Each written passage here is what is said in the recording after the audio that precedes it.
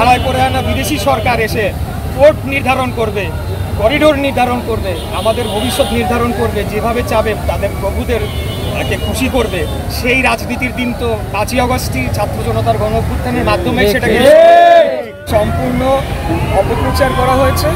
আমি বলেছি কাগজে কলমে প্রশাসক রয়েছে, যার কারণে তিনি এসেছেন, পরিদর্শন করেছেন, বক্তব্য রেখেছেন, তিনি একজন সরকারি কর্মকর্তা, তার দায়িত্ব তিনি পালন করেছেন।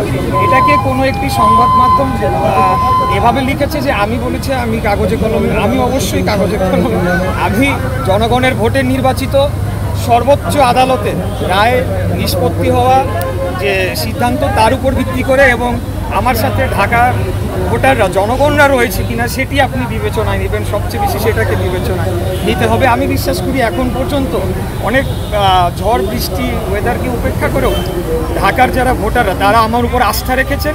আমিও তাদেরকে বলতে চাই যে আপনারা ভুলে যাবেন না, এটা ক্ষমতার জন্য লড়াই না, এটা আমার মেয়রের চেয়ারের জন্য লড়াই।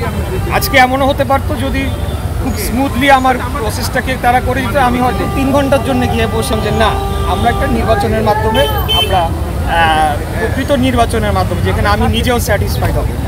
সেই বিষয়ে যখন তারা টাল বাহানা শুরু করলো, তখন আস্তে আস্তে তাদের ভিন্ন উদ্দেশ্যগুলো জাতির কাছে প্রকাশিত হতে লাগলো।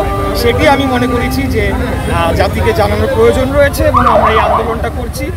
এখন আমরা যে অবস্থানে আছি, পয়েন্ট অফ নো রিটার্ন যেটাকে বলা হয়, অনেকটা তাই। যদিও রাজনীতিতে শেষ কথা বলে কিছু নেই, তারপরেও আমাদের সিদ্ধান্ত একটাই, শপথ অনুষ্ঠান করতেই হবে। সরকার করুক, কীভাবে করবে এটা তাদের বিষয়, তাদের গাফিলতির কারণে এখানে মেয়াদের কোনো বিষয় নাই। সমস্ত কিছু আমাদের শুরু থেকেই ঠিক ছিল, আমরা আইনানুগভাবে কাজ করেছি, এবং বর্তমান নির্বাচন কমিশন যদি এটাকে ঠিকমতো সুরাহা করতে পারতো তাহলে মানুষের মনে কনফিডেন্স আসতো।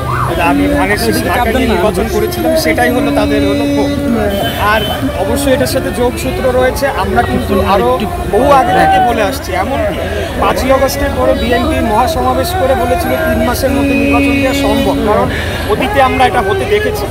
এখন আমরা যে কথাগুলো বলতে চাই, অপ্রিয় কথা, যেগুলো হয়তো জনগণ এখনও দেখছে না, কিন্তু আমরা খুব স্পষ্টতই দেখতে পাচ্ছি যে বাংলাদেশকে গণতান্ত্রিক ধারা থেকে সরিয়ে নিয়ে ভিন্ন কোনো পথে দীর্ঘমেয়াদে নিয়ে যাওয়া যায় কিনা, সেই একটা চেষ্টা রয়েছে। এটা আমি কারো ব্যক্তির উপরে আমি আঙ্গুল তুলব না, তবে একটা গোষ্ঠী এই বিষয়ে কাজ করছে। তবে আমরাও খুব স্পষ্ট চাই, আমরা 17 বছর খুনি হাসিনার বিরুদ্ধে ফিরে আমাদের পরিচয় গোপন না করে রাজপথে দাঁড়িয়ে আমরা শাহাদাত বরণ করেছে আমাদের ভাইয়েরা। তো আমরা সেই দল করি, আমরা অত্যন্ত সুসংগঠিত রয়েছি। যে কোনো পরিস্থিতিতে 6 ঘন্টার নোটিশে, 12 ঘন্টার নোটিশে, 24 ঘন্টার নোটিশে আমাদের দলের লিডারশিপ যে নির্দেশনা দেবেন সেটি বাস্তবায়ন করার জন্য আমরা প্রস্তুত। কাকে প্রতিহত করবে, কাকে দিয়ে করবে, সেটা তাদের ব্যাপার, সরকারের ব্যাপার। বাংলাদেশের মালিক জনগণ। আমরা এই দেশে থাকবো, আমরা বিদেশে গিয়ে বসবাস সেটেল করবো, আবার অন্য দেশের পাসপোর্ট। কিন্তু এই বর্তমান উপদেষ্টা পরিষদের কতজন প্রকৃতপক্ষে বাংলাদেশে অবস্থান করেছে সেটা নিয়ে প্রশ্ন রয়েছে। অতএব এই অনেকটা বলা যেতে পারে যে ভাড়ায় করে আনা বিদেশি সরকার এসে পোর্ট নির্ধারণ করবে, করিডোর নির্ধারণ করবে, আমাদের ভবিষ্যৎ নির্ধারণ করবে, যেভাবে চাবে তাদের প্রভুদের খুশি করবে, সেই রাজনীতির দিন তো 5ই আগস্টই ছাত্র জনতার গণ অভ্যুত্থানের মাধ্যমে সেটাকে। এখন স্লোগান একটাই, সবার আগে বাংলাদেশ। আমরা